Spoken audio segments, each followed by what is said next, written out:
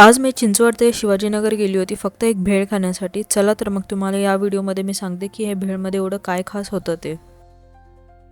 Chinchwad to Shivajinagar लोकलचं 10 रुपयाचं return ticket काढलं. तुम्हाला या व्हिडिओमध्ये पुढे कळेलच की मी रेल्वेचं तिकीट का काढलं ते. चिंचवडवरून 4:30च्या लोकलनी बसली आणि जी शिवाजीनगरला 5 वाजेपर्यंत पोहोचली. ही भेळ मी लहानपणापासून खाते कारण मम्मीचं ऑफिस शिवाजीनगरलाच असल्यामुळे ती कधी कधी येताना पार्सल घेऊन यायची आमच्यासाठी. आज जी मी भेळ खायला चालली ते शॉप खूप जुनं आहे, म्हणजे सिन्स 1947 पासून ते शॉप इथेच आहे आणि जी टेस्ट तुम्हाला त्या टाइमला भेटायची ती टेस्ट तुम्हाला सेम आता पण तशीच मिळणार. इथे मी असे खूप लोक बघितले जे की शिवाजीनगरवरतून दुसरीकडे शिफ्ट झाले, पण जेव्हा पण शिवाजीनगरला येतात तर ही भेळ खायला तर नक्कीच येतात. आता तुम्हाला सांगते मी लोकलमधनं का आली. जस्ट तुम्ही शिवाजीनगरच्या रेल्वे स्टेशनच्या बाहेर पडला की तुम्हाला लेफ्ट साईडलाच एक छोटंसं दुकान दिसेल ज्याचं की नाव झटका भेळ आहे. इथलं आतलं मी काय जास्त शूट केलं नाही कारण इकडचे काका थोडे कॅमेरा कॉन्शियस होते आणि ते म्हटले की आतलं शूट घेऊ नका, बट तुम्ही इकडची भेळ नक्की खावा, तुम्हाला नक्की आवडेल ती. हे शॉप खूप जास्त जुनं आहे, कमीत कमी ह्याला 80 वर्ष तरी झाले असतील. इथे जास्त काय भेटत नाही, तुम्हाला फक्त 2च आयटम भेटतात, एक तर ओली भेळ आणि एक सुकी भेळ. इथे काय भेळमध्ये जास्त आयटम टाकत नाही, खूप कमी आयटम टाकतात, तरी पण ही भेळ एक नंबर लाजवाब लागते. खरं मॅजिक तर ह्यांच्या चटणीमध्ये, जे ओली भेळमध्ये मिठा पाणी आणि तिखट पाणी टाकतात त्याच्यामुळे या भेळची टेस्ट अजून भारी बनते. इथे भेळ अशीच पेपरमध्ये बनवून देतात आणि स्पूनसाठी कार्डबोर्डचे छोटे छोटे कट केलेले पीसेस असतात, ते